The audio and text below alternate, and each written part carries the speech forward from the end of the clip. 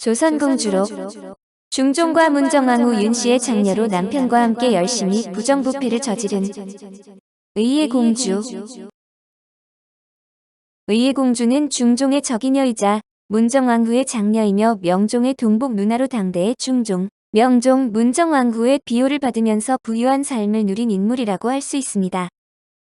중종 26년인 1531년에 11세의 나이로 춘천부사 한승권의 아들 한경록을 부마로 맞이해 가리를 올렸는데, 한경록은 서성부원군 한학의 5대손이며 아버지 한승권은 후일 일사사화로 공신이 됩니다. 또한 한경록은 한치인의 증손자인데 한치인의 여동생 중 한 명이 바로 인수대비 한씨로 팔촌사이가 됩니다. 중종은 자식들에게 후한편으로 공주의 사절을 위해 천금을 아끼지 않았는데, 가리를 올리기 전인 1529년부터 공주의 사저에 비가 새는 곳과 무너질 위험이 있는 곳이 있다며 수리를 하게 했습니다. 그런데 공주의 사저 공사에 들어가는 제목이 수리하는 정도가 아니라 새로 짓는 수준이라며 비판받았습니다. 중종실록 65권, 중종 24년 5월 6일 경자 두 번째 기사, 1529년 명 가정 8년, 영양궁과 의혜공주가 사절을 화려하게 꾸미다. 대간이 전에 이를 아뢰었다. 사원부가 또 아뢰기를, 영양군 창빈 안씨의 소생이다.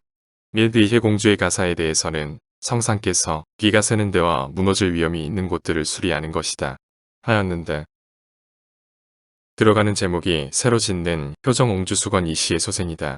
외의 집과 다름이 없습니다. 이는 유사가 지나치게 수량을 마련한 때문입니다. 비록 한두 조항만 요량하여 감하더라도 민폐를 없앰이 적지 않을 것입니다. 공상군의 집은 튼튼할 뿐만 아니라 옛 제목들은 쓸만한 것이 또한 많다고 합니다. 유사에게 수리할 때를 다시 살펴보고 요량하게 해서 제목을 줄여 민폐를 없애게 하소서 하니 전교하였다. 제목을 요량하여 줄이는 일은 아른대로 하라. 나머지는 윤허하지 않는다. 또한 이듬해에는 흉년으로 힘든 상황인데 군인 500명으로 사절을 수리하게 했다며 원성을 들었습니다. 중종실록 67권, 중종 25년 2월 3일 개배 세 번째 기사, 1530년 명 가정 9년, 헌부가 흉왕이 든 금년에는 온갖 자맥을 없애고 구왕에 힘쓸 것을 건의하다. 대간이 전에 이를 아뢰었다. 헌부가 아뢰기를, 금년에 흉년이 들어 중의 백성들의 굶어 죽은 시체가 서로 잇따랐으니 이야말로 온갖 자맥을 모두 폐기하고 구왕에 힘쓸 때입니다. 듣기로는 왕자와 부마의 집 세 채를 짓기 위한 제목을 각기 군인 100명을 시켜 수송하고 있다고 합니다. 이미 강으로 흘려내려 보낸 제목은 부득이 수송해 와야겠습니다. 그런데 또 의혜공주의 집을 수리하기 위한 일로 군인 500명을 개청하여 이달부터 일을 시작하고 있습니다. 이런 흉년에 굶주린 백성들에게 차마 토목 공사를 시킬 수는 없는 것입니다. 정파소서하였으나 모두 윤허하지 않았다. 이 밖에 중종 26년인 1531년에는 공주의 집에 단청을 칠하기 위하여 많은 물건을 사들이고 있었는데 이로 인하여 많은 폐단이 발생했습니다. 공주가 이렇게 어린 시절부터 혜택을 받았기 때문에 한경록도 당연한 줄 알고 횡포를 부렸습니다. 정순옹주의 남편 여성의 송인과 함께 장사치들과 어울려 다니는가 하면 권력을 이용해 전답, 가옥, 노비, 물화와 같은 것들을 처리하면서 사사로이 이득을 챙겼습니다. 그러나 중종은 이런 사건 사고에도 나이 어린 부마라 사리를 알지 못하여 벌어진 일이라며 감싸주었습니다. 1545년 7월에 공주의 남동생 경원대군이 왕위에 올랐는데 당시 명종은 12세라는 어린 나이라 어머니인 문정왕후가 수렴첨정을 하게 되었습니다. 이것은 인종에서 명종으로의 단순히 왕위 승계가 아닌 인종을 지지하던 대윤에서 명종을 지지하던 소윤으로의 정권 교체를 의미하는 격변이었습니다.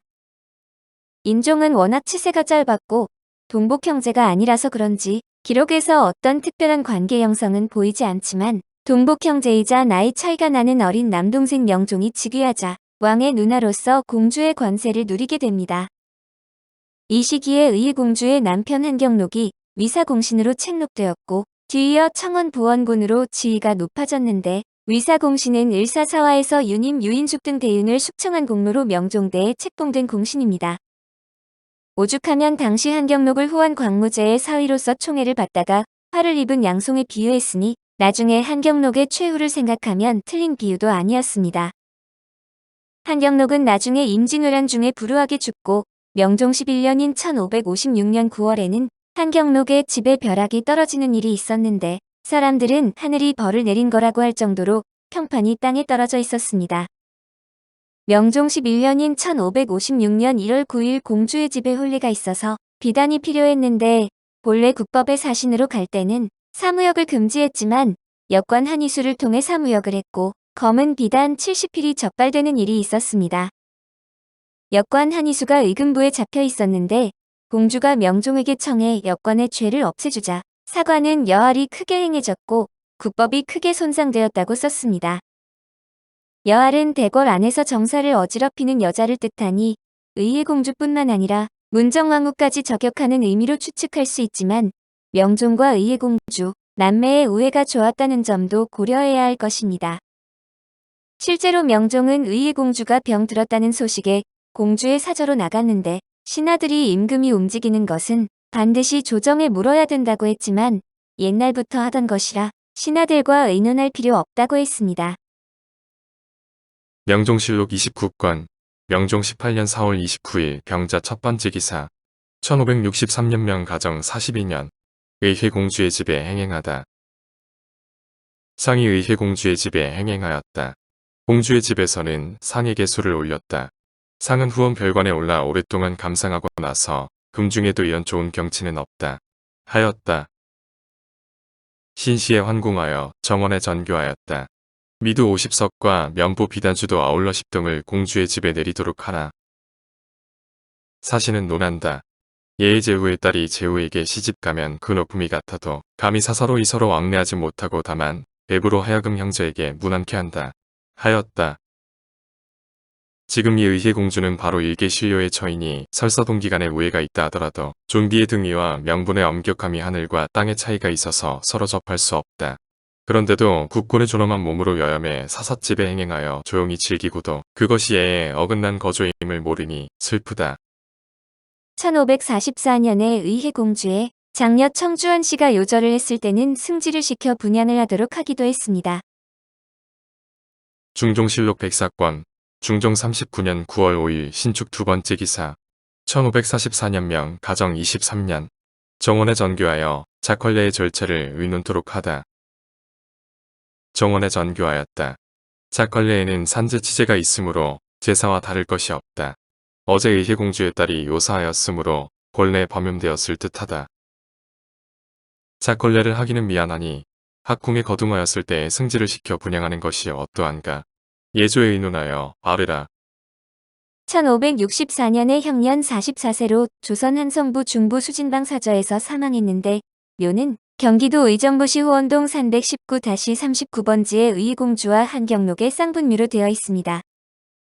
여담으로 명종이 친히 공주의 병문안을 하고 저택을 감상했는데 후원 별관에 올라 오랫동안 감상하고 나서 금중에도 이런 좋은 경치는 없다고 감탄을 했다고 합니다.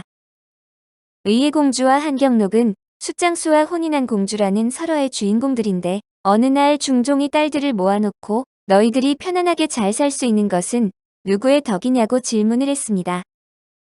다른 공주와 옹주들은 중종의 덕이라고 말했으나 의혜공주는 중종의 덕만은 아니며 한때의 영화는 물거품 같은 것으로 들었다고 대답했습니다. 이에 중종은 노하여 의혜공주를 다음 날 새벽 흥인지문이 열릴 때 제일 먼저 들어오는 자에게 시집 보내겠다고 했는데 다음 날 새벽 동대문에 제일 먼저 들어온 사람은 숫장수 한경록이었다고 합니다. 하지만 의혜공주는 한경록과 혼인 뒤 다른 사람을 탓하지 않고 가난하지만 열심히 살았는데 하루는 공주가 한경록의 숫가마를 둘러보니 한경록이 대단치 않게 생각하는 돌 중에 커다란 황금이 섞여 있었다고 합니다. 이후 공주와 한경록은 황금을 팔아 농토를 마련하고 한평생 해로하며 살았다고 하는데 설화는 설화일 뿐으로 그들은 부지런하고 성실하게 부정부패를 일삼았습니다. 한편 청원이 한경록은 기생 옥생양과 간음하여 무리를 일으킨 적이 있습니다. 명종실록 24권 명종 13년 7월 21일 병인 첫 번째 기사 1558년명 가정 37년 헌부가 한경록의 첩기 옥생양과 옥복을 지나치게 죄주었음을 아르다. 헌부가 아뢰기를 옥생양 옥복 한경록이 가늠하던 창녀이다. 이 부마와 가늠한 것은 원래 중한 죄가 아닌데 먼 변방 땅의 관비로 영속시켰으니 이것이 어찌 왕자는 법쓰기를 사사로움이여 비한다는 것이겠습니까? 사사로움을 따라 법을 무너뜨리는 실마리가 이로부터 시작될 것이니 빨리 내리신 명을 거두소서 하니 윤허하지 않는다고 답하였다. 오래 아뢰었으나 윤허하지 않았다. 오늘 조선공주록은 중종과 문정왕후 윤씨의 장녀로 남편과 함께 열심히 부정부패를 저지른 의의공주였습니다.